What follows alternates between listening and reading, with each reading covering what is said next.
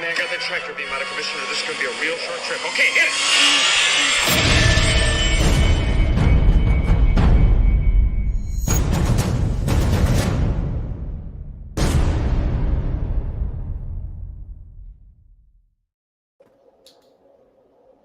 Here we are. Hey. Another unboxing. Mhm. This time I finally got something. Wow, Matt, your mic just went to shit. Let's talk for a little bit. Did it mess up? It for a second, for a little bit, it sounded like you were kind of muffled. Yeah. Okay. Well, it could be. We always have someone always has internet issues, so it could be that. It's only 2021. We're not there yet. I know, Yeah. seriously. Not yet. Almost. But yeah, I'm gonna start cracking into this.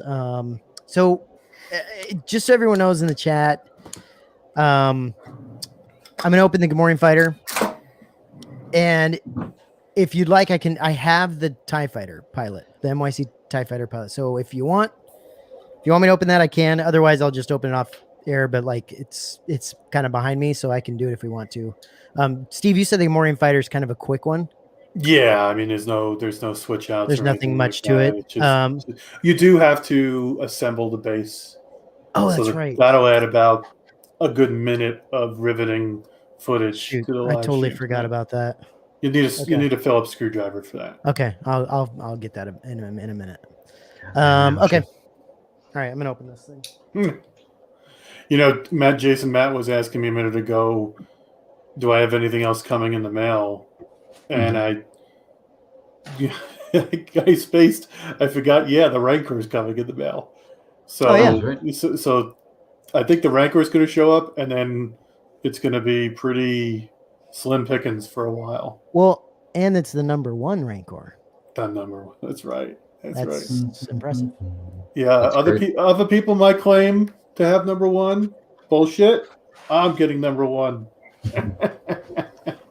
Trigger finger Steve. Yeah. Yeah, so fast on the draw. All right.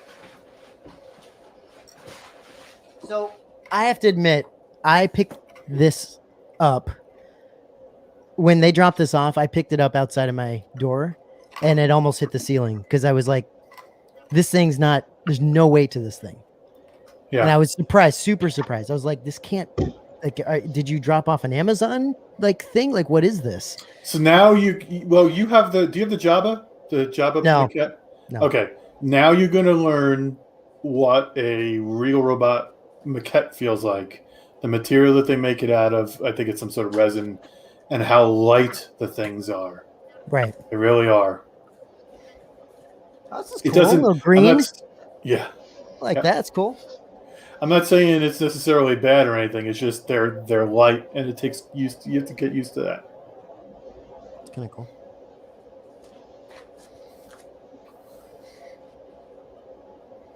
In case people were wondering, Jason is a little bit limited in his ability to talk tonight. So this should be a much better show than it usually is. But he's going to be a little bit more quiet tonight. Okay. 003. Well done. So very insignificant, but it's a early number, so that's cool. Mm-hmm. And you said I do have to screw the Gamorrean guard into this thing. Yeah.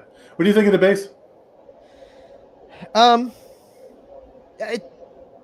Yeah. Like it's a base. Like I think it's a kind of a shame that it's not going to match some of the other Regal robot stuff. I get why they did it, Jason. You said they did it because it actually matches the original. So I get that. I understand that. I mean, whatever. It's fine. I like the base. I like it. No, it's cool. I'm sure with the green it'll look really nice too. Yeah, I think a lot of people expected or preferred, black for continuity. Yeah, most of the frames and stuff that I use are black, but I do have some brown. I don't know. I think it looks really good, so I'm happy with that. How many people? It works with the color of the. Yeah. In the chat, we got some people in the chat. Yeah, I'll go ahead. I'll go ahead and run through those. So let's see who's in tonight. So we got Danny Lee has joined us. Good to see you, Danny. We got Caesar, Pamerica, Ben. Good to see everybody. Chris is out there. Okay, so hey, Chris. Chris is working right now, so that's why he's not here tonight. Oh, that's right. And Ken is out there. And let's see. Oh, Traveling Jedi just joined us, and Sean. Very good. Oh, well, there we go. There's the. Let me put you on full screen. Yeah. So he's got the. Obviously has the screw that you have to unscrew and stick in. Yeah, that was nerve-wracking. I kept expecting his leg to split apart as I was putting the screw back in. You okay there, Matt? Very light. But still cool looking. Yeah, watch the leg break off. I know, right? But no, it's cool looking. Like it's painted well. I think it's tough. These are difficult to talk about because they're concept pieces, right? I mean, yeah. Jason, you've mentioned this before that they're just different. They're not statues. They're not like they're different. Correct. It's a concept piece, and so yeah, it's a little lighter. It's rough. It's like the actual sculpt is rough, but that's how he made it, right? I mean, that's all by design, yeah. Intended. Yeah. He can kind of stand up on his own there. Like the Jabba maquette, Steve mentioned, that I think is such a niche piece that both aesthetically and just as a concept piece. If that's like something you grab just out of curiosity or want to add into your collection and you use the statues or other things. Let's see if I can get it to focus on this thing. Yeah. It's a real difficult piece to understand. So I think this is similar. A lot of people, again, the paint and it's kind of similar to the helmets that we talk about, Matt. You're used to something idealized. I mean, look at a Black Series helmet. You buy it for $100. It's hefty. It's got some weight to it. The lines and paint are perfect. Yeah. Right. Machine line precision, and then you get a custom made helmet that's screen accurate, and the thing weighs nothing. It seems like it's janky and garbage, but that's the way it's supposed to be. Yep. Yeah. Let me see if I can get this. So Matt, Far From Death Star is asking, is that quarter scale-ish?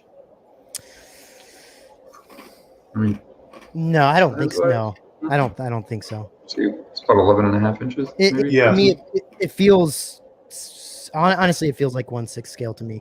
Yeah. So Chris had put his up next to some Mando hot toys that he has, and it fit right in. So it really does feel like it's 6 scale. Yeah. Which doesn't bother me. I wasn't buying this thing to get. Yeah, the scale didn't bother me. I wasn't expecting much of anything. Honestly, with the concept pieces, I don't expect a certain scale, a certain like super nice looking piece. I expect it to be concept looking. Yeah, you want it to. I mean, if it's a concept piece, you don't want it to be idealized. You want it to have. Exactly. Yeah. Go ahead.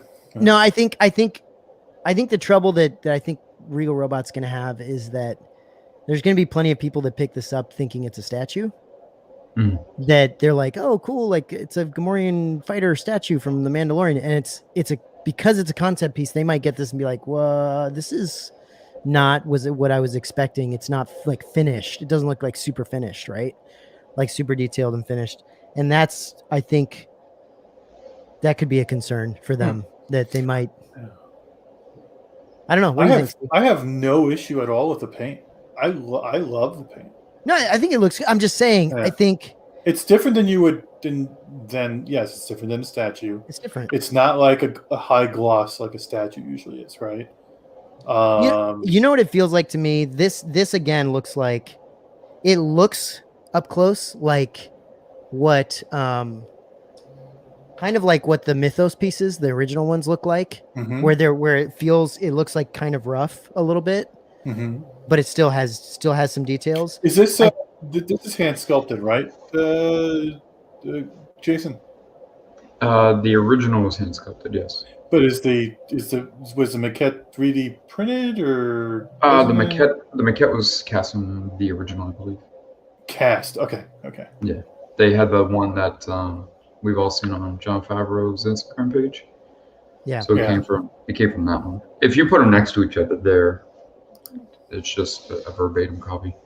Yeah. The only thing I'll say is the face is that's where I think people might look at it and go, I don't know. That's where it's a little more rough to me. But again, I'm not saying that I'm not saying that it needs to be better. I'm saying that that's probably from the original sculpt, right? So it doesn't bother me because I know it's a concept piece. I get it. So it's got some really cool scarring on him. You know, you can tell on his that back. Right. Let me His back has put you back scarring. on solo again. His back has like the scars here. Yeah, and then the front there's a big scar as well, right on his right breast. Yeah. And his arms. It's really cool how his trapezius muscles, I think is what these are, by his neck, are just so big. He's got just such a powerful looking neck. It's a great design, and I tell you, they really screwed up in Rogue One when they put a couple of people inside of a green Mandalorian monkey suit. Sorry, Mandalorian. Did I say Rogue One? Mandalorian? Yeah. Mandalorian. I hated those on-screen Gamorreans. Yeah, so I agree. bad. I agree. They were a little bit. If they looked like this, I know. so I hear better, you. Right? I hear you. What happened? How did they go from this maquette to what showed up on screen? Was it a budget thing, you think? Well, again, okay. So remember when we did the Java maquette video, Steve? And did we pull up the old vintage footage of them scrolling by all the older pieces? Yeah. Okay. That. So that's when they're in the shop there, sculpting things. Like even Grogu or the baby was sculpted by Tony as well, who did the Gamorrean Fighter. So conceptually, these are ideas that they're sculpting and saying, okay, do you want to go with this? Do you want to go with that? So I'm assuming, as somebody who worked on Return of the Jedi, he was trying to go with something close, species-wise. Give it the pop belly and give it that look. So from concept to screen, just like the Java, what we see is concept versus what we see on screen are two different things. So I mean, usually though, Jason, whenever I've seen concept art, what wound up on screen looks better. Improves. Yes. Generally speaking, I can't think of any examples where it got worse. That doesn't mean it hasn't happened, but in this case, it's a huge difference between what this thing looks like and what. I mean, the guys on screen really looked like people with pig masks on. Really, it was terrible. One of the things I thought, and this was just my opinion from watching, because when I saw it, it was a bit jarring as well, because you expect a Gamorrean guard from what guys. I'm gonna get a screwdriver real quick, okay? I'll be right. Again, this is just my own opinion, but I thought, okay, well, if you look at the Gamorrean from Return of the Jedi, or even in the concept, putting that outfit, so it's not like a slow fight or a very subtle fight. They're fighting quite aggressively. Mm-hmm. So I'm wondering if it was a matter of limitations by putting them in a costume of that size. Because I mean, okay, so maybe they got to put some CG in there, right? Yeah, they looked silly. I mean, they really. We all have our mind's eye. Almost anybody who thinks of a Gamorrean is going to think of, I mean, they get a pig face for a face. So you expect robust and fullness, and these guys had literally chicken legs, and they were fighting each other. Think about the Gamorreans from Return of the Jedi. All right, it was the product of its time, right? Mm-hmm. But they were large and disgusting, and they kind of made sense. Their physique made sense for a guard. Mm-hmm. All right, now go to this maquette, and it's definitely close enough to Return of the Jedi that you see the continuity there, but you can see so much more athletic and tone and everything. You can tell that what he does is he fights for a living, right? Mm-hmm. So that looks consistent. And then now go to what's on screen in The Mandalorian. And it's It's like, what is this? It literally looks like the body of humans. Yeah, it throws it off. It looked really strange. It did, and Yeah. I do wonder because they didn't drop the ball too many times during that series, but that was one that was enough to be jarring. Yeah.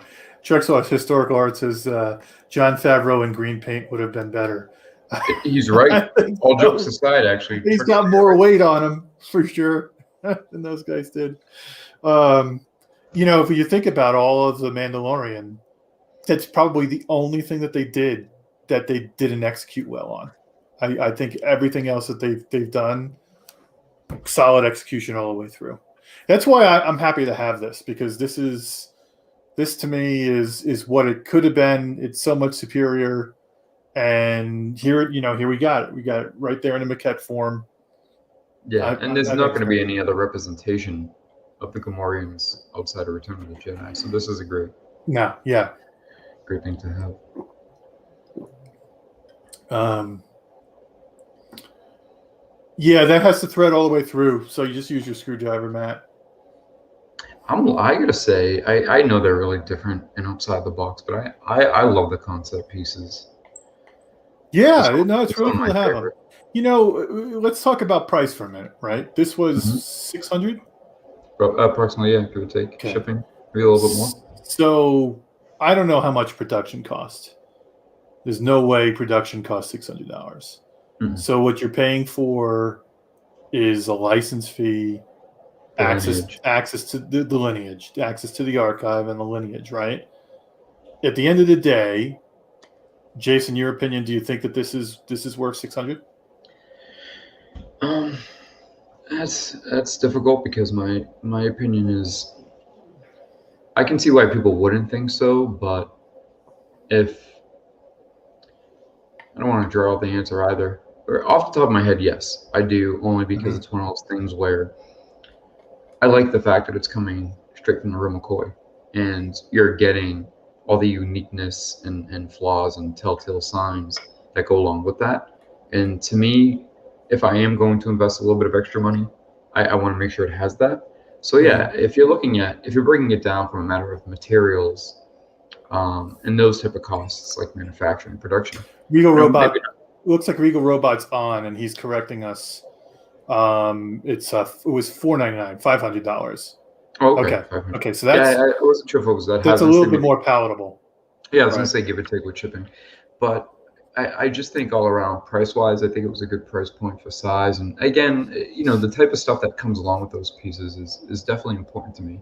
But as I was saying before, and that was a good interruption, definitely to correct the price. But if you're looking at it from a perspective, if you're looking at it from, I'm sorry, Jason. I meant go ahead, keep going. Oh, if you're looking at it as a perspective from just materials, then obviously I would easily say no. But I like the base though. I like the base in green. And that's what people have to. I mean, I know I fall into this trap all the time. When I look at something, I kind of try to do this mental math of how much it would have cost to make it, right?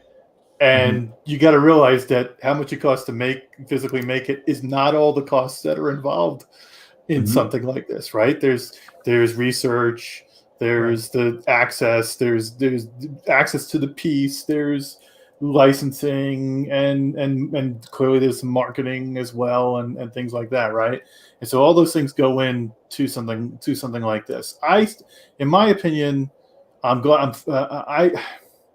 I feel like this should have been about $100 cheaper than it is. I feel like it's probably, for the scale that it's at, and for me, 400 would have been sweeter. I'm not put off by the 500, right? But I think 400. Matt, what are your thoughts on? On the price. Again, I think Jason, I've talked to you about this with Regal Robot. I love everything Regal Robot does is amazing. Yeah, isn't it true? And it's hard not to throw down money for this stuff. I think the tough part about collectibles these days is, Tom and Regal Robot and anyone else that makes stuff, they're not competing against another company. right? We've talked about this, Jason. They're competing Yeah, against technically it would be- every single company out there. They're competing yeah. against customs. They're competing against everything because Yeah. everything is taking our money. And so we as collectors and addicts and freaking, junkies, we're sitting there going, well, where's my money? Where If should I'm my gonna resources go? yeah, if I'm gonna buy this, I'm not gonna buy this, or I have these other payments. So you have to the cost is so important with the piece. I mean, it's just so important to get it right Yeah. because it can turn a collector off in a second. And that's my that would be my concern with anything being quality versus and scale and all that stuff. It all goes into how a collector thinks about something. So Yeah. I didn't mind this price. Personally, it didn't bother me that much at all. Yeah. Especially with a good payment plan. I think yeah, and I think Regal Robot just said that they now have a payment plan of $127 a month. So that's 4 payments. So that's not bad. good. That's not bad. Yeah. And I would say for the cheaper, like, I mean, I wouldn't say it's cheap. I'm just saying that for the lower cost items that they sell, price wise, like with the not the quality of the statue, but the price. I think you're pretty. I mean, even with that payment plan, you're good. Like you don't have to worry about it. But if we're talking about a freaking Tauntaun, or we're talking about something else, that's where any collector is going to look at it and go, well, think about the amount of things I can buy for that price. It has to be worth it. That's all I'm saying. It has to be so worth the Tauntaun, I can't remember if that was sculpted by Phil, like the repro of or that was another casting or what. I don't remember all the details. I bought that Tauntaun a long time ago when it first came out. Right. I had seen it. Adam Savage, I think, either Adam or the other guy who's on his show that he does Untested. Norm? Yeah. Sorry? Norm? Yeah, or Norm had been talking to somebody and was showing it off. And I went out and I bought it. And at the time, I was mostly a Hot Toys collector at the time. Right? So I got the maquette in, and my initial reaction was, wow, this is light. And then the snow base looked like it was unpainted. And the Tauntaun itself looked like it had a coat of primer on it. I couldn't quite tell what was on it. And ultimately, I was disappointed with it. If that Tauntaun had been painted like this guy, I think I would have loved it. Well, but the reality is the original I don't think was painted. Well, and that's the thing where we've we've also talked about this 1,000 times. It's like customer education, right? Yeah. We talked about this with a lot of other products, and it really does come down to making sure people understand that it is a concept piece. You can label it, you can name it a concept piece all day long, but some people are going to miss it, and not understand exactly what it is. And so, like, I think understanding, like, going through that more is going to be helpful.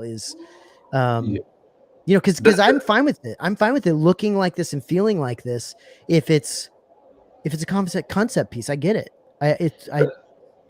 That's important that you bring that up, Matt and Steve. I think Steve's example, particularly, where at the time you were primarily into Hot Toys. I think even Marvel, heavily. So that speaks volumes, as we kind of went back earlier in the episode as we first started, about the weight of it, the heft, the paint, and why it's the paint is intentionally flawed in certain areas, like the eyes aren't perfectly painted, and there's a reason for that. The little bit of the roughness, because you want to get an exact or as close to as you can for the but the concept. But the problem with that too is if you have somebody, like at one point, Steve, you were new to this and didn't have that knowledge or education. There are going to be people who don't know and are expecting a statue like weight and paint style or idealized look, and get confused. The Tauntaun being a perfect example, where it was cast directly.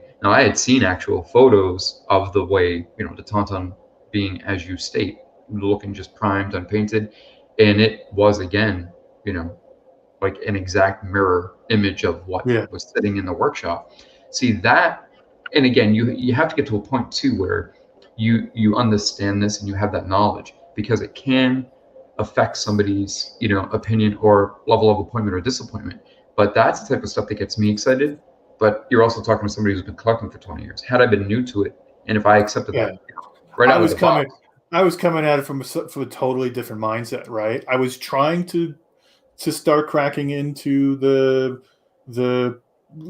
replica field, and I wasn't ready for it. I clearly was not ready for that at that point in time, and I was disappointed. And so the thing you were talking about earlier, Matt, about people having expectations of what they're actually getting, and I think Right. even Trexler here is saying that people have to do the research and understand it's not a statue. I know a lot of people are just like us. They're coming from a Hot Toys perspective. They've known a lot of Hot Toys, and they're just starting to dabble in these other things. Yeah. If you're coming from that, when you go to this, or you maybe have a couple statues, this is going to be very different. Okay. Yeah. But stop for a minute and think about what you have. You have an exact replica of the maquette, the concept maquette that was created for this, and it is hand painted. And for me, I love the painting on this thing. I really do. I love the hand sculpted look to it. Everything about this reminds me, just as Matt said a minute ago, the Mythos statues from Sideshow. That hand sculpted look, that hand painted look, without the over the top gloss paints that a lot of the statues have now. I really like this piece. The cost is probably, out of everything, the cost is my one drawback, but I really like this, and I like this more than the Jabba maquette. Really? The Jabba and Throne maquette. I like this one more. Well, first of all, it's significantly larger, right? Yeah. I mean, Right. it's hard to significantly compare larger. the two. But It yeah, is, but I do like this more than that. I mean, Jason, have you gotten yours yet? I have not. No. Okay. Matt, what do you think about it? I mean, ultimately, are you what are your thoughts as you've been sitting there getting used to it? I like it. I like it. It's nice. It's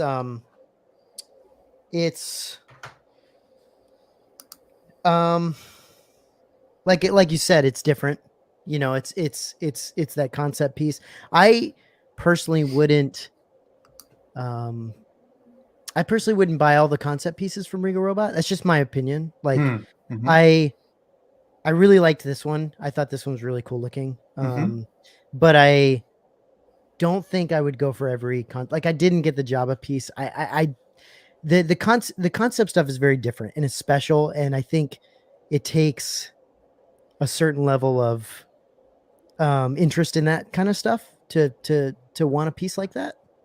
And so to me, like, I'm kind of going to be very picky about that. Sure. line. And you need to be, because of your space, right? Right. I have to be picky about everything. But that said, is, I also don't know if I want personally in my own collection a bunch of concept pieces.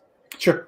That's just a very different thing, and I don't know if I want that. So, but there's so many people out there that love that idea. I mean, Jason, you're big on concept pieces, and that's one of the biggest. That's one of the biggest things that drew me into Star Wars was totally the thought process, the aesthetic, the design, the concept.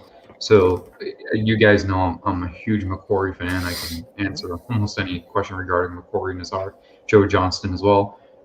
There's something about that, the way they approached all of that, the design, and then just the team. Rick Baker and Tony and Phil. It's amazing.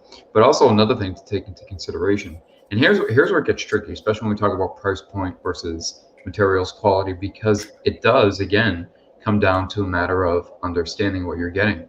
So at the time of the Tauntaun release, that I think was one of Regal Robot's first pieces entering the arena of putting collectibles into collections. Now they had the furniture, they had other type of products that were amazing, and some pieces that they had done custom or commissions, etc. But that was the first time it was sort of produced to a level where, hey, we have an additioned piece. This is what you're getting. This is and for that's never really been done before, where you're getting something straight from the archives, and you have Right. it's not just oh, we hired this sculptor, or these guys are hot at the moment. Like, it's like, no, what you're getting is what was made for the movie originally. So nobody's ever done that before, and it was the first time. And I think not just Shusi, but I think a lot of people originally, there was no happy medium. You had people that were like smitten over it and over the moon, or people who were disappointed because they looked at it and they said, well, it seems unfinished, it seems very light, there's no heft, etc. And it took a little bit of time for that to sort of grow into the understanding of, okay, well, look what I'm getting overall. The lineage aspect of it, the signature, it does add a nice touch. So now, fast forward, we got the Jabba Maquette concept, we got the Gamorrean concept, we have something like the Rancor, the Chewbacca busts, and many more pieces. And that's when you see them in person, and you say, okay, well, we're dealing with a different beast here altogether. And the price is different too. And I'm sure somebody will correct me, but if I remember correctly, the Tauntaun was at least 700, if not a little bit more. Give or take, I think between 6 or 7. I don't remember off the top of my head. So I always have to factor in shipping. As well. So and Phil's involvement in it may have increased the cost. I don't know, but the maquettes are becoming more obtainable, I think, with the last two that have come out price wise, right? Yeah. So that's been nice. Well, yeah. And you're also not going to get anybody. I mean, I know we say this a lot, but it's true. You're not going to get anybody else that.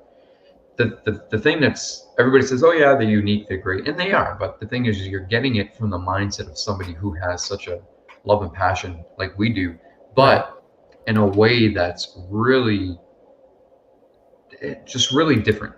Perceiving things from a perception of, like, if you had the ability to watch the movie and be like, oh, I would like that piece in my collection, right? You have somebody who thinks that way and then actually puts it out, versus, hey, how do I contribute something to the masses that everybody will consume and eat up?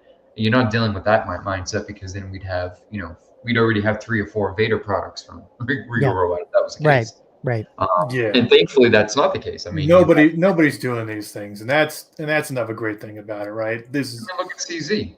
What would that? Never in a million years would that happen. Never in a million years would that happen. I know. Yeah. When I remember when I first looked at it, I was like, "What the hell is that?" And then like two weeks later, it's like, "Oh, I gotta have it."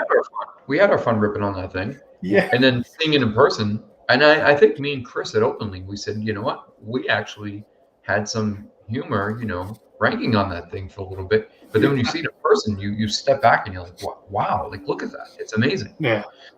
It is. And it's going to be interesting. I'm probably, I swear to God, I think this whole shelf right here is probably going to be Regal Robot eventually, because I'm going to put the Rancor up there. I'm going to have to start moving things around, and then I might try to fit this guy in there somewhere. And then, you're not going to fit him into the case with the Mando stuff over your shoulder? No, I'd have to shove him in there. Like, I'd literally have to, like, dude, that NYC Mando is massive. Yeah, I know. It's so big. There's no space in there. Yeah. Okay. Yeah, I don't think this might actually fit up there. That would be kind of cool. Next to the helmet, the top shelf. That's what I was thinking. Yeah, next to the helmet. What's next to the helmet? What's next to the helmet now, right, Matt? The hot toy, the Mandalorian hot toy. Oh, okay. Yeah. Okay. Do you have any other hot toys? Yeah, I have some down here.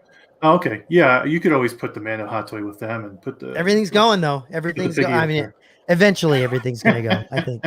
You're right, though, Steve. The more I look at the statue, the more it going back to the episode, it's so silly how skinny and awkward looking they may be when you have this. Yeah. Great looking piece. This piece corrects that mistake for me. It does. It corrects the mistake, and I'm pretty happy with it. Now we were talking with Chris the other night when he had his, and I think that he was I don't want to put words in his mouth, but I think he was a little bit let down after having opened up the Rancor. Right? Well, it's totally different piece. I mean, I get it. I get that. I understand that. If to me, I'm glad this is happening now, because I'm getting the Rancor next week. Afterwards, yeah. Yeah, next Tuesday I think mine comes in or something like that. So I'm happy that I'm seeing this piece now, so I can kind of appreciate it for what it is, and then I can be, super excited for the Rancor. Both fantastic pieces, both very, very, very, very, very different. Yeah, I mean, and it's hard. totally It's different. hard to come down off that high of that. Yeah, of I get that, it. that I massive get piece it. and go to this. But honestly, Get it. I'm glad I had it too, and it actually for me it exceeded my expectations. Good. I have learned from this that I really love that hand sculpted, hand painted look. It looks cool. It does look cool. It really does There's it a for me. different feel to it. There's a different look to it. And as we talked many times as well about where do you see collection going, where do you see collection progressing, and I had said at that one time, Matt, it's more, you get to a point where you're now curating a collection versus collecting your collection, and these allow for more museum style display pieces. Yeah. To make they're it saying make it my window needs to go. That's probably never not good. Just need to cover it up, man. Just put a couple billies in front of it and be done with it. Yeah, I talked to someone today about I told you I'm gonna put these same type of shelves over here. So I talked to someone today about that, and so hopefully that'll be starting to happen. About putting up shelves. I'm gonna put these ones, the same ones over here. Not getting rid of the window. You didn't talk to them about getting rid. Okay. No, I would have to talk to my wife, and she wouldn't let me. There's no way. That'd be a problem. It probably would be a fire code violation too. Yeah. A room with no windows. Yeah. Exactly. I actually would love that because I don't open the damn blinds anyway, so it doesn't really matter. Yeah. I think eventually I'm just gonna be getting rid of these Detolfs and all this stuff. So I really like this. I love this situation. That's another IKEA piece, right? It is. It's called like a I don't know. It's called something. That's one with the legs, right, man? It's got the four. Yeah, it's one with the legs. It's one with the legs. I love it. I love this thing because it's got like that charcoal. It actually keeps the dust out too. It like locks and it keeps the dust out. I freaking love it, and it looks really good. So I might take that and put it in our like media, our like garage / media room thing that we got going on over here. So I might try to actually transfer that whole thing over there. And then just have him in another room. I don't know. We'll see. I got to figure that out. But so somebody mentioned before they were asking if Regal Robot is planning on making any of the other maquettes from that. Like, remember that long picture we saw? Didn't we see Tom make a comment on Facebook that they were thinking about doing more in the future? I can't remember. Yeah, I mean, I definitely can't speak as to what it would be, but I can't see. Yeah. Especially Tom and his team with their mindset. I can't see the concept pieces stopping. I mean, there's no reason for that. Well, they're so amazing. Yeah, they are. People love and people love them. So I think it's also a lower price point option too. That's a nice thing because you get something so right unique. Now you either got a $25 magnet for your fridge or a multi-$1,000 mortgage. Yeah. Hey, I said it the other day when opening the Rancor. I said, we all own Chewie, right? We all own Chewbacca Bus. It's such a sight for sore eyes. It's a magnificent piece. When I looked at the Tauntaun, so the thing is this: you look at Chewbacca and you say, "How do you top this? How do you?" Right? It's so amazing. How do you top this? Every element that you look at is just beyond approach. So I look at the Rancor and I was like, "Wow! I think this is. I mean, it's still apples and oranges, but like this is how you top it." So it's just like it's always pushing that envelope, Yeah. For the next one and the next one, and that could speak as to why Chris may have been a little. Not as excited because that's quite a high opening. Well, guys, come on, like that's not a slam on Regal Robot. That's him opening an amazing piece from Regal Robot, and then opening that's very a good piece, but it's totally different. Like, right. But what I like about our chats when we get together to talk about these things is we can talk about, especially on the group therapy shows, right? Yeah, is we can talk about the mentality, the things that go through your head. As you're getting a piece, opening up a piece and all that. And I can understand for sure, like you just came off this huge high. You just took, you just got this amazing piece and now, okay, all right, now I'm just got to shift my head. I'm looking at a much smaller, much simpler maquette, right? Yeah. No, for sure. And I could see there being a little trouble there. Yeah. And this, it could be eventually, it could be that the scale does come into play at some point and have, the maquette stuff just looks really small next to your pieces. Hmm. I don't know. Like you might be able to make, Steve, you'd make it work like no one else does because you mix it up a lot. But, for me, I don't know. We'll have to see. But yeah, right now I'm keeping the two of them on the shelf together. The Java one and this maquette together with a picture behind them. Yeah, and I might that's a shelf for now. I might try to throw them up there. Like I'm hoping for a whole long line of these things. I'm hoping. Yeah, that would be. I'm on my 10th or 11th one. Yeah, that would be really cool. Dude, his neck has diabetes. Like not the rest of him, but his neck does. This thing's got a fat neck. Check out this string of comments here. So Rob says more maquettes are coming for sure. Yeah. And then Ken says, "Do tell Rob." And then Regal Robot says, "Don't tell Rob." Rob, you can stay on after hours. Well, and guys, you know what's awesome is that everyone here has to know that Regal Robot's coming out with cool shit. Oh. They're gonna come. You're gonna see some awesome stuff. I know we are. Hopefully, Jason. Obviously we can't say anything specific, but I know we're doing some sort of something with them in the future, with the product release. And yeah, we'll see a product spotlight coming soon. Yeah. Yeah, and it's amazing. Like I can't wait. It's so good. And so like that's the thing. Like Regal Robot does crazy stuff, and you're not gonna find it anywhere else. You know what I mean? So you're not gonna get this anywhere. You're not gonna get this anywhere else. No. That's what's so special, I think, about these pieces is, all the concept pieces might not be for you, but you might find one and whatever you're not gonna find it anywhere else. No one's gonna make it, because they do. Custom. You can't even get customizers to make the stuff. No, you can't. No. They'll do the custom helmets. They'll do even like maybe hilts. But you can't find maquette stuff. It just, I mean, I could eat that stuff up all day. I mean, I love it because I'm the one who, like, I remember being little. See, I mentioned this before a couple times on the channel. As much as I love I know ESP tends to be everybody's favorite. Mine is Return of the Jedi. The reason being is at the time in which I was born, that was the first movie that was sort of out that I can comprehend and watch and understand. And it was kind of all the rage because it was the newest movie. All the figures were in the stores at that time for that particular one. So that's why I like the Jabba maquette. I loved it, and a lot of people were like, look at that thing. It's not very appealing. It's so different. It's so different. Yeah, but and just looking at something like that, being able to own that and have it in my collection, having it displayed next to a larger Jabba, and the fact that it was even made to the extent of uniqueness, quality, and innate detail that it was, I'm just over the moon about it, and I just can't wait for more to come down the pipeline. No, I agree. So let's see, Jason. You were talking about when you were born and your first exposure to Star Wars.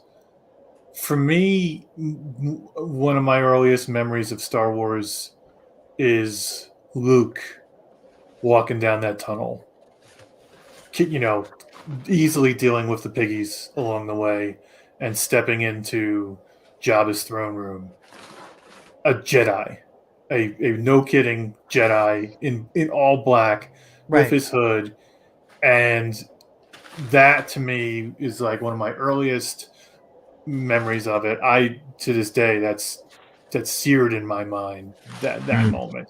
So yeah, a lot of people don't have the love for Return of the Jedi, but for me, that was my favorite. For me, for sure, Return of the Jedi. Yeah, Matt, I'm guessing you're probably younger too, enough that Return of the Jedi is probably the Return of the Jedi. When I, first of all, the beginning scene, dude, the Jabba's palace was amazing. The Rancor, like everything they did there was fantastic. It was so unexpected that to me, it's still when they start with C-3PO and R2-D2 and they're rolling up to the palace and that big eyeball comes out, like it's all so unexpected. And the spider I would love behind them, one of those, man. Yeah, I know. It's so cool, and I just love it. And then of course, me, it goes on to the freaking Ewoks, which is fantastic. I love that. And Yeah. beyond that, it's it's just such a good movie. I get it. I totally understand why people may not. It's not their favorite. I get it, but I love it. It's my favorite. Yeah. Yep. And some and the more, speeder bikes and indoor, Yeah. like it's got so much. It's Huh. got so much to enjoy. for sure. The speed of this, when I first saw that, as I got a little bit older and watched the movie, and my comprehension, became more, one of those things where I understood exactly what I was taking in. The speeder bike thing was one of those things where I was like, how, when I started thinking this way, like, how did they do that? Because you see how fast it's going. And ironically, never did I not realize this, but fast forward 19 years later, getting into production and sound design. What's interesting about that is a lot of the noises and background noises, especially during the speeder bike chase, where you hear like the echoing and it sounds like it's naturally echoing through the woods, like, all that, right. and the screeching. Like Steve said, there's these certain parts that just stare in your mind. Yeah. And when you think about that, I've met so many people through the years that not only do we have this communal response of sharing the love and passion for Star Wars, as a movie, as a story, but there's also this thing where so many people had found career paths because of the Right. influence and impression that Star Wars had on them. Right. And that, I think, is another phenomenal feat. And not to sort of tangent off here, but one of the things, I have an aunt of mine, she's like, oh, I hated Star Wars in the 70s. I hate it today. I don't get it. It's this, that, and the other. And I said to her, I was like, this isn't because I'm a Star Wars fan, but this is fact. Do you know how many things wouldn't exist today if it wasn't for Star Wars? People who enjoy Pixar, people who use Pro Tools and Avid Technology and, THX and Dolby and all these things that came into play in order to make Star Wars what it was. Yep. It's just it's just really shook. I mean, think about ILM. ILM came out of that, and they make all the movies. everything. All the movies they make everything. I mean, they do from Jurassic Park to even the first what's that movie when he's fighting the card and he's like Young Sherlock Holmes. Yes. Yeah. So like seeing that stuff for the first time, it's that wow factor, and it's never been done before. Yeah. So you have to have an appreciation and respect for it in and of itself, what it was able to do, and what it's continued to do 45, 46 years later, or whatever, how many years we are into it. But it's just wild. And being able to own things that are so unique and conceptual, or one-to-one, is great, because everything else is just sort of, they're not letdowns, but they're just the mass. You can just buy them whenever, wherever, however. And it's really unique. It's really fun. It's interesting, and it really, I feel like just how the movies did, what some of the things that Regal Robot are doing is kind of turning, the Collectorverse on its head a little bit and shaking things up. Yeah. And again, they're still new at it, but as they move along and release these amazing pieces, both at entry-level price points and whether it's a $3,000-$4,000 piece. However, I think as people get more used to that, people are going to start yearning for that a little bit more.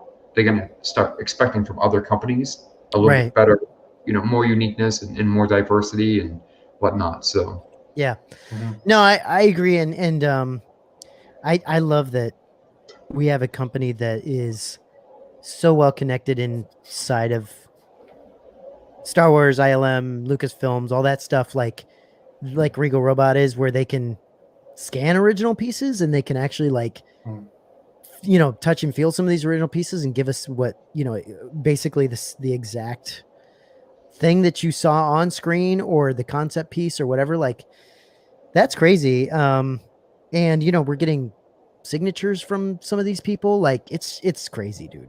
Like, I love that there's somebody doing that, right? Because it's just like we talk about this where, I mean, look at EFX.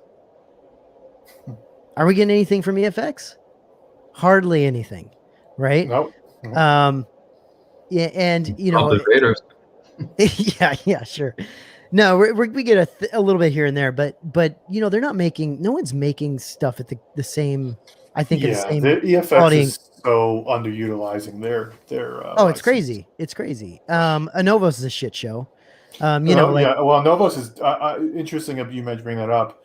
I went to their website. They've got 0 Star Wars in stock, 0 Star Wars that you can pre-order. all they have right now is interest lists. Yeah. And I have two Anovos helmets on order at Big Bad Toy Store. I do too. I need to get my money back. Have they cut those yet, Steve? Huh? Have they cut those yet? Some of the retailers are starting to cut their losses and either refund So or what just, I don't know. What I did was I called them up a couple days ago. They're experiencing high call volume, and so I wound up doing an email where I basically said, "Look, let's get real here. You're never going to get this thing. They're never going to release it. Can I please have my deposits back on this thing? You know, it's been 14 months since I pre-ordered it. Right. Now I know that there's people out there. I shouldn't be complaining. There are people out there that have their kids they had babies at the time, and now their kids are graduating high school. Right. Since they ordered that special helmet from Lenovo. So I get it, right? That's true. But I'm like, please give me my deposit back. What did they say? They've ignored me for the past 2 days, so I gotta ping them again tomorrow and say, hello. Let me know, because I need that too. Yeah, I bet a lot of people are in that boat. even Entertainment Earth, rather than pulling them, I just for curiosity, I don't have anything on order with them, but I just took a peek, and what they did was they just pushed back the dates by like 3 to 6 months, and I'm like, why push it back? They're not coming. I think that these companies just don't want to cut that potential revenue. They're desperately holding on to it.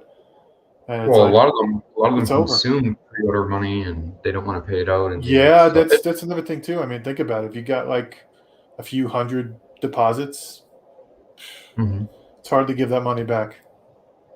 Yeah, but I want it. We've got to get it back. It's ridiculous at this point. It's ridiculous. You're not getting. So yes, so Anovos is, as you were saying, Matt, Anovos is not really making anything great.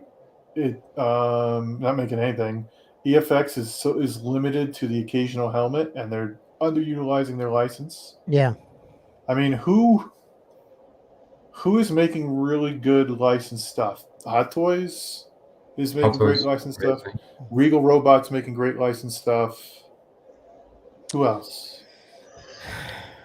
There's a difference between making making great licensed stuff. I mean, we could say XM's doing a little bit. Yeah, I mean,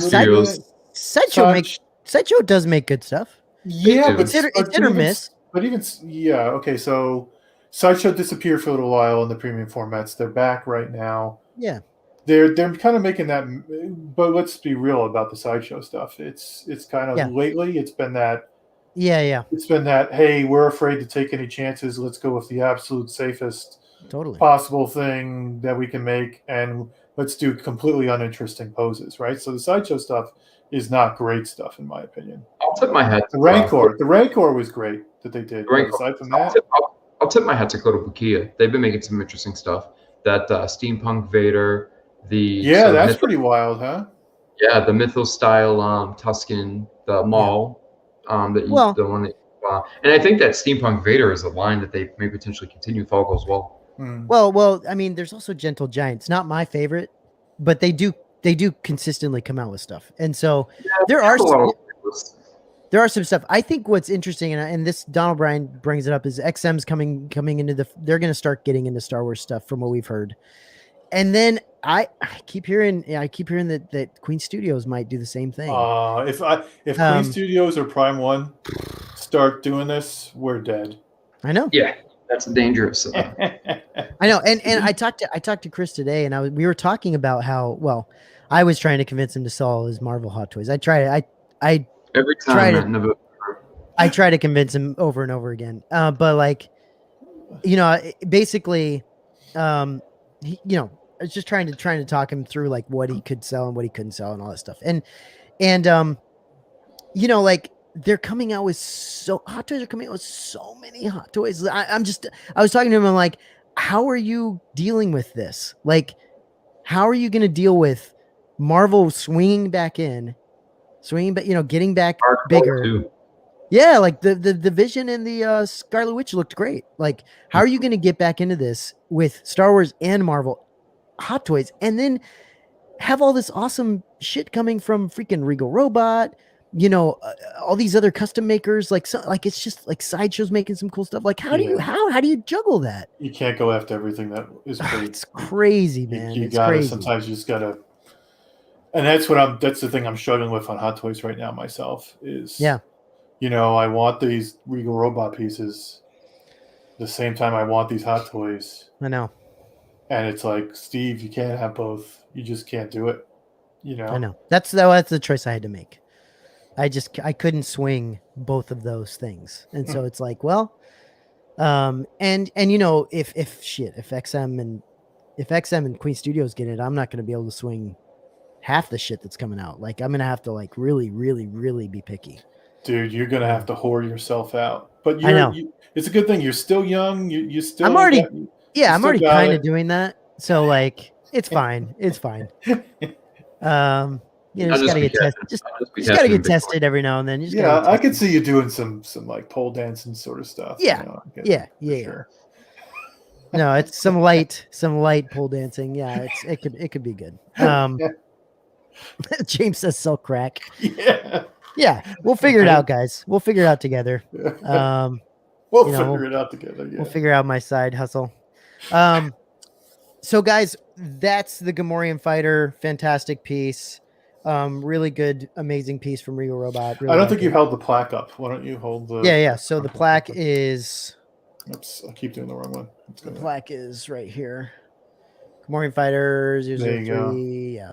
It's cool. It's one of those like, the normal Regal Robot ones, kind of like the MR plaques. Pretty cool. So hey, you know what I want to throw out there? You know what people might be happy to hear? So I hope I'm not doing this too prematurely, but Regal Robot or Rob, if you guys are still on listening, they're going to be doing a more affordable helmet stand, which is cool. Yeah. When are they doing that? Hold on. Check this out.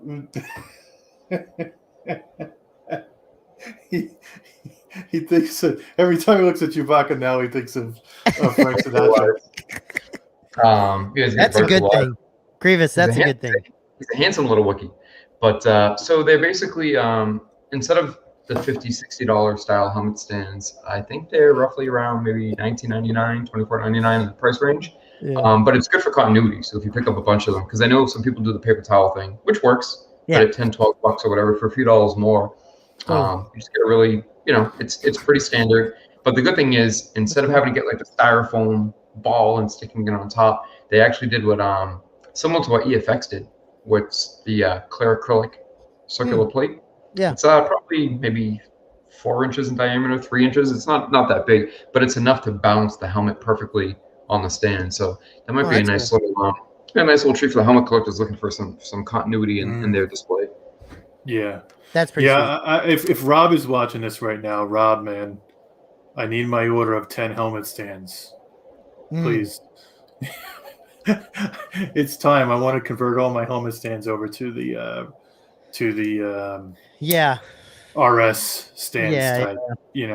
So. That's it. They got some good stands. I like their stands. Yeah. So everybody, that's it. But I also have behind me the NYC. The NYC TIE Pilot. I can open it. I can open off stream. Whatever. Like, do you guys want me to open that? Because I just got that in today as well. So we'll see what's up. But Regal Robot's saying they're aiming for $19.99 on those. Oh, that's cool. Nice. On what? What again? On the helmet stands. That's a great price. It is, yeah. They're nice. I love that disc only because remember when we were doing our Bobas and everybody's talking about like the weight of it sort of going to the side? Yeah. Well, when I place it on that disc, which is pretty much the same, it just everything bounces perfect on it. It rests. You got a picture? Really well. You got a picture of that helmet stand, Matt? Jason, anywhere nearby? I don't know. Tom, if you have one available, if you want to shoot one over, $19.99 for a helmet stand is a good price. That's a great price. It is, and it's nice looking. It's a nice dark color. It's not black, but it's like a darkish bronze. It'd probably be better if we do have a pic. But I just thought I wasn't sure if it was public, if there were public photos of it or. Oh, I don't have anything public. Like, I just remember looking at it and Probably being like, hey, not yet. Yeah, Okay. the fact that you can grab 5 of them for roughly $100, give or take shipping. I mean, that's that's fantastic. great. Yeah, that's great. It's just an eyesore when you have 5 or 6 pieces on display and they all have different. I don't know. Yeah. I love uniformity in my collection. Yeah. Yeah, That's why I'm switching to all RS stands, because I've got a half dozen of them already, and I want consistency. So yeah, Matt looks like Matt's going to open up his TIE Fighter. Oh, I think I might put this behind me, like back in there. I think you're right, Steve. That could look pretty cool up in there. Yeah, I think so, man. You guys, if you guys, Steve or Jason, if you guys ever come over my way and walk into my office, you're gonna be like, "Oh, it's small," and you'll like, it's so small, dude. I gotta be so creative on how I figure this stuff out. Yeah, maybe we should all go out to San Diego and hang out or something. I know, right? That'd be awesome. That'd be awesome. Jay, let us know if you get any pick or anything on that. Yeah, I will start. Let me figure out where to put this guy so he doesn't get. All right, give me 1 second. All right. What's going on there, Jason? You've been focusing on your phone quite a bit. You buying something? Yeah, I get some work stuff. No, actually, I got so I'm just making sure I have all my ground covered before I take off, because I want to make sure that I got to jump on with you clowns Friday night, so make sure I'm available. Yeah, looking forward to another group therapy Friday. I gotta take my. What'd you say? No, I was just saying, looking forward to the group therapy. That should be good. Yeah, Waiting always for a Matt. good time. Always a good time. Matt. Yeah. Guys in the chat, anything you want us to talk about while we wait for Matt to do what it is he's doing right now? What do we get here?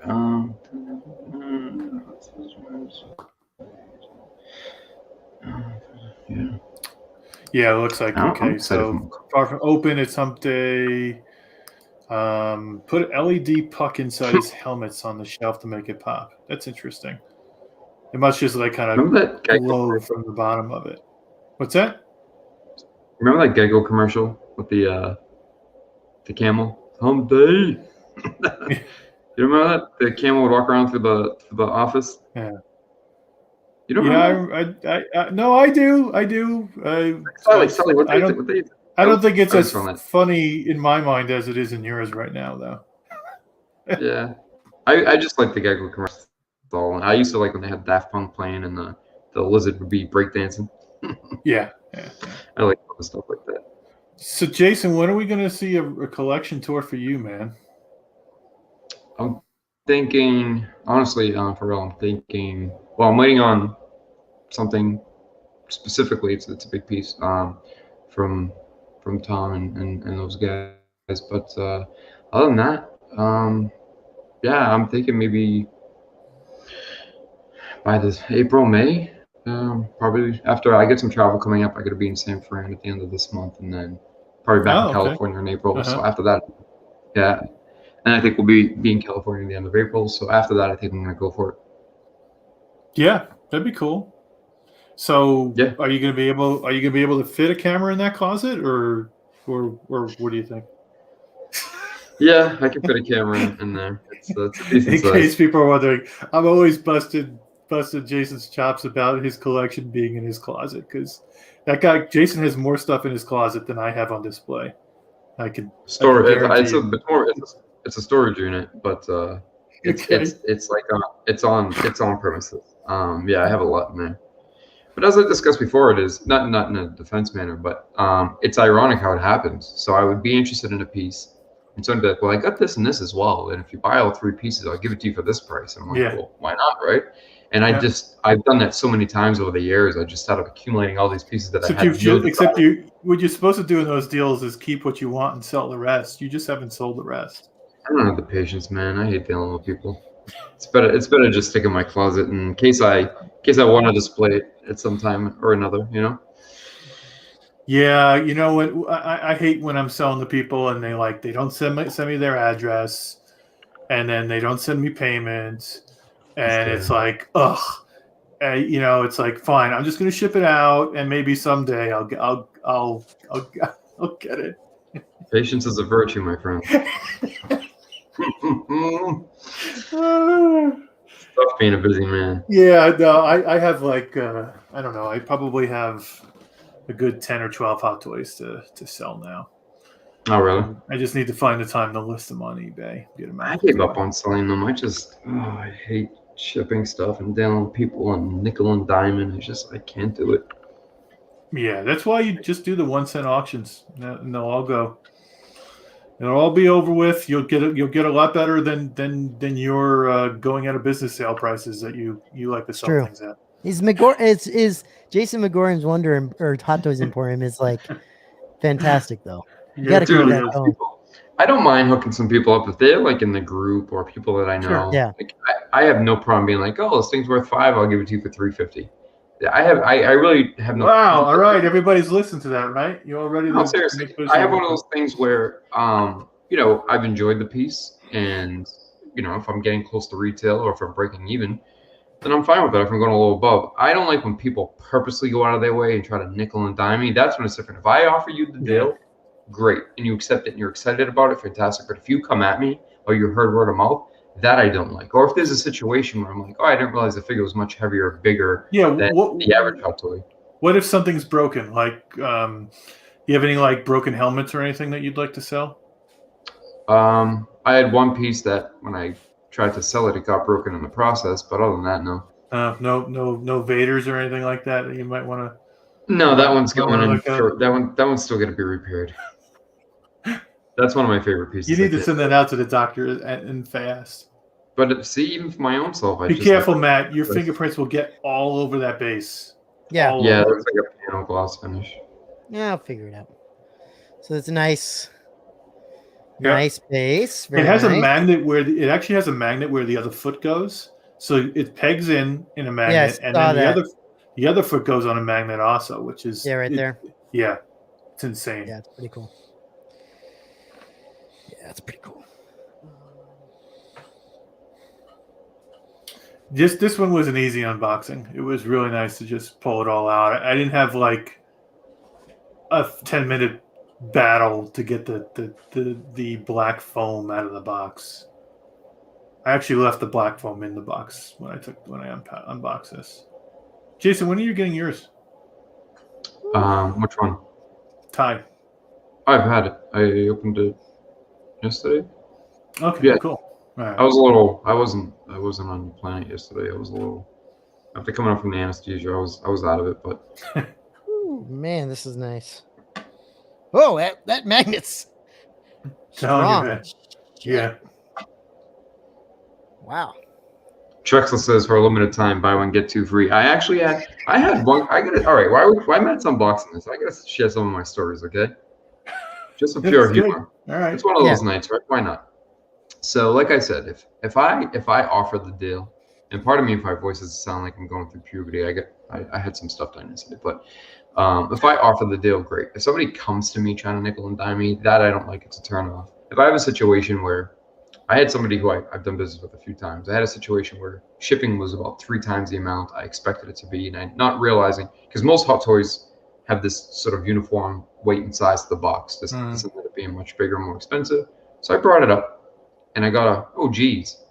And then they came to me wanting another deal, and I was like, well, when I charged you 20 for shipping and it ended up being 60, you kind of told me like, yeah, too bad, sucks to be you. Now you coming to me and you want another deal, So I cut that off. And then I had another gentleman who actually went as far as to, and I don't want to name and flame, it's not what I'm doing here, but just to share some anecdotes. I had one gentleman who bought something from me at a great price, posted how happy and smitten he was over it. Everything went great and smooth. Thank you so much. This other guy was like, oh, well, you got yours, this, that, and the other, and all bent out of shape. Well, what he failed to tell people was that he literally wanted to buy one, get one free. And you know what he did, Steve? I thought you were bad. he goes as far as to say, well, if I buy from Sideshow, I'm going to get $9.49 in points. And if I buy this, I'm going to get $7.16 in rewards. And that's technically same as cash. Well, no, it's not, because you can only use it at Sideshow. You can only use it on certain items. So let's rewind here and talk about why I'm bad. Oh, is that what's going to go on here now, Jason? Is No, you going to shit all over me about this? No, I'm teasing. But hey, Jay, he shits all over you. You can shit all over him sometimes. Yeah, of course. It's all mutual love, right? Dude, look at that. So, look at that. And I said that the other night. I said he must bounce petty off of it. Dude, that is tight right there. Woo! I said it the other night. I said he must work out. Look at that tush. Yeah. So Matt, I saw you really spending a lot of time when you put that first arm on. Yeah. What was going through your mind there? It wasn't sitting right. Mm-hmm. And so it was like out like this. Uh-huh. And so I had to kind of adjust it a little bit to get it really in there. What do you think about it now that you think you've got it in all the way? I think it looks fine. I mean, you can definitely see the seams, like Yeah. You know what I mean? Like that's always going to be. I was a little bit disappointed with the shoulder seams. I hadn't noticed that when Chris unboxed it. And for me, his right shoulder is not as good as the left. And it looks like in your case it's the other way around. Oh, this one? Yeah, that one was. Yeah, mine's slightly the other way around. Does your hand actually go over top of the buckle, like inside like fully over the buckle? Do you know? Yeah. Like this hand? My thumb dips in a little bit behind it. I'm gonna take another look. My thumb just rests on the buckle itself. Yeah. And then everything else is almost touching it. I guess it's fine. This is like we're not gonna nitpick this to death. It's fantastic. Sure. I just think that the shoulder joints could have been hidden a little bit better than they are. I guess. I mean, the problem you have to. The thing is, like, it is along the seam of the suit, so it doesn't really bother me. Is he wearing a vest? Are you telling me that there's a natural seam there? Is that what you're saying? It looks like there is a sort of like, you can tell there's like what's it called, stitching right here. Yeah. So I think to me it doesn't bother me, but I hear what you're saying. So take a look at the back side of that shoulder, right? Yeah. That shoulder you were just looking at. Notice how it goes like at a different angle.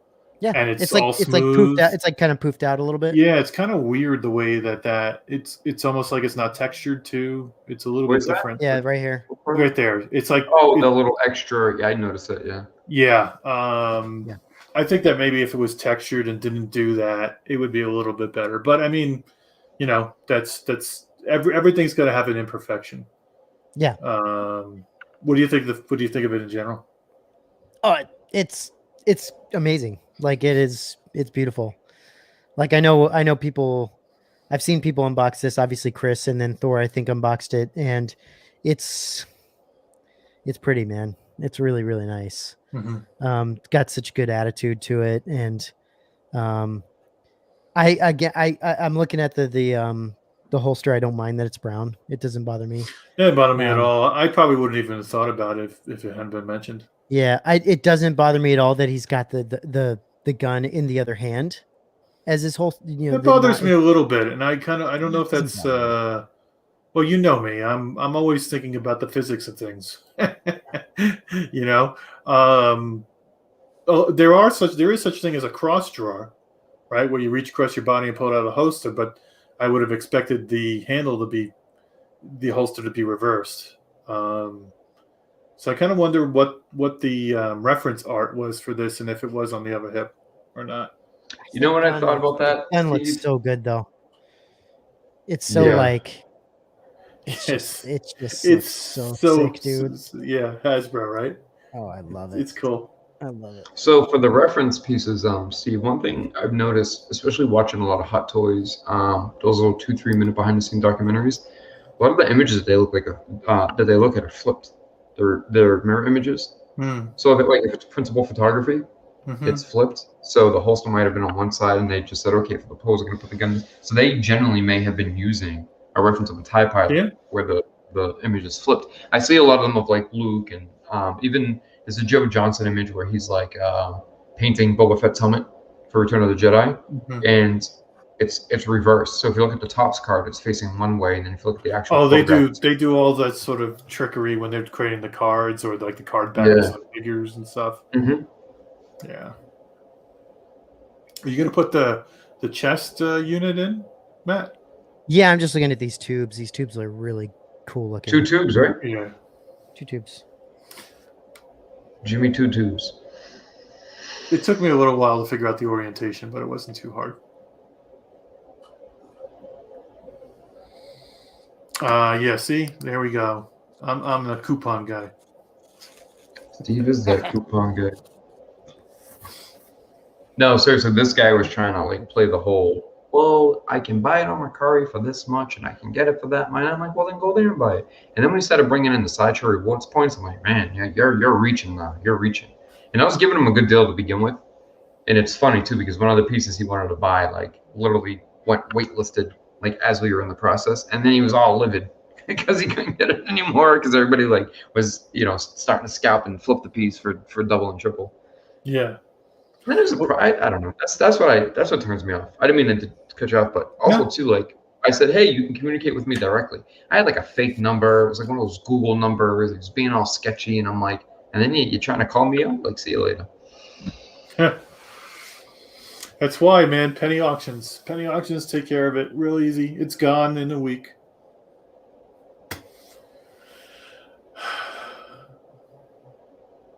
What are you thinking, Matt? Having trouble getting the tubes on? Yeah, I'm trying to figure out what the hell I'm doing here. And you can put them on with just. You don't need to take anything off to put them on. They'll go on. I'm just trying to figure out the orientation. So the one on his right will really flare out because he's turning his head a little bit. Right. So the one on his right flares out a bit. Okay. The one on the left is shorter. So the shorter one's on his left, the longer one's on his right. I see it now. Okay. It's happening. It's happening, guys. Whew. Okay. Let's see. There you go. Yeah, that's badass, dude. And when did you think you'd ever see a TIE pilot that was just like OG? Yeah, it's nice. Where are you going to put it, Matt? I don't know. Running out of room, guys. I have No, the same. Matt, move the desk into the hallway and just put the. Well, it's because I don't have the shelves up, right? Until I get like more shelving up, it's like I have a wall here that has nothing on it. You know, So Matt, I have to say, you posted a picture of your artwork that's on the wall out in the hallway. I had a chuckle because what you're doing is you're slowly leaving your office and encroaching on the rest of the house. Yeah. Oh, yeah. And I think that if you put a little side table, right, in the hallway, you could probably put a piece or two out in the hall. Dude, I've got kids, bro. As long as it's well protected. I have kids. I have little kids. I have little girls that push like Barbie doll shit through the hallway, and like they play all kinds of dumb like whatever. Like it ain't happening, man. If I put a statue out there, the thing's gonna last all of like a week. So put out like a weathered helmet or something. Yeah, and we'll get. But I guess what I'm saying is you could probably work your way out. This is pretty. The mouse droid. I mean, it's a pretty decent sized mouse droid, dude. It is. It's so cool. Oh, I think I have some. I think I have some of these pieces that broke. Really? I'll have to fix maybe. Really? Broken pieces on the droid? Yeah. See, look. No, that's not broken. No, the mouse droid shouldn't have all the little prongs on it. Well, you see how it's white? Is that where it's broken, Matt? Yeah. Oh, okay. So yeah, those white areas are like the actual material that's not painted now. I was gonna say I gotta check mine because mine doesn't have prongs. I think I found one of them here. Let me see. Let me figure out where. Gosh, they're small. I'm gonna have to figure out if I can find do it later, man. Just do it later. Yeah. Save the pieces and Get some tweezers out. He doesn't have Zap-A-Gap in his back pocket like you, Steve. Yeah, Dude, I have Zap-A-Gap, and I'm Yeah, but it's not in your back pocket 24/7. no, it's not, but I do enjoy using it. Zap that gap. Who mind zapping that shit? Dude, this is sick, man. It's a really good statue. I know it has me that much more excited for Enfys. It's really good, man. I really like it. Did you love it, Steve? Yeah, I think it's a great statue. That's fantastic. I'm not as over the moon about it as you guys are. Yeah. I think it's a great statue, but I'm not like, oh my gosh, it's amazing. Yeah, you just like his ass. Dude, that freaking tight That's a ass, tush. bro. Look at That's that a tush. shit. Look at that shit. That is some Dude. tight ass. Oh right my there. gosh. Tight tie ass. I love that tight tie ass. That's freaking awesome, man. No, what I like, Steve, I like the simplicity of it. That's why I enjoy that piece. Mm-hmm. But I'm like Matt. I don't know where I'm putting it. It's like Mine's already in my closet. I've got space where I could put it. It just doesn't make sense where it goes. Jason already put it inside his closet and shut the door. Yeah, that I have no idea where I'm gonna put this thing. That's like I know where the Rancor is going. It's going up there. I'm gonna move Shakti somewhere, and that's because I still have a space back here. Like I still have a bottom detolf shelf, so I can put something there. So then maybe the TIE pilot will go there. And then Shakti's got to go somewhere. You could probably fit a hot toy between the vanes of that air filter and just tape it down if you need some more space. Which air? What are you talking about? The rotating air filter that you've got behind you. Oh yeah. You could fit a hot toy in there as a shelf if you're really desperate for space. I don't know where that thing's gonna go once I have shelves in there. It's gonna be interesting. Yeah, I've got some. We'll see. It's eventually I might be able to open up some space in our other room here, in our other area where we have games and like movies and stuff. So that might happen, but that's not going to be for a while. So got to figure it out. All right. And if not, I'm going to have to freaking start trading shit out, I guess. I have no idea. I mean, Steve literally doesn't have to think about this. Like, I don't think, Steve, you have ever thought about this. I don't know that that's true. I don't know that's true. What? When you run out of display space and you got to do something. I mean, oh man, yeah, that could be an interesting. That's an interesting place to be is when you're putting statues. See, in my situation, instead of the floor, my things go up because I got like 22-foot ceilings, so they just keep going higher and higher and higher. That's how I drop things. Yeah, I'm up on a ladder, like this will look good here. Yeah. Yeah, can you put a DTOF on top of a DTOF, Jason? No, but I put them on top of the Vesta units. Oh, he can do it. He can do anything. Eventually, I will have space because all of this stuff will crumble in an earthquake, and so like I'll have plenty of space to start collecting more. The only thing that'll survive are your helmets. Everything else will burn. Totally. All these helmets will be fine. The freaking snow trooper. I think the Chewie would be fine. Actually, to be honest, Chewie would be fine. CZ3 will make it. But everything else is just going to crumble, I think. See what happens. The rate we're going, everything's going to be virtual anyways, right? All our totally. Will start turning into NFTs. Collecting collectibles. The collectibles online or digital collectibles. Can you imagine? What's interesting is that the head sculpt, the helmet was already on the damn thing. Yeah. Like, I like that though. Yeah, it's cool. It's pretty cool. Yeah, one less seam to come on to be there, and totally. One more swappable piece. No, that's good.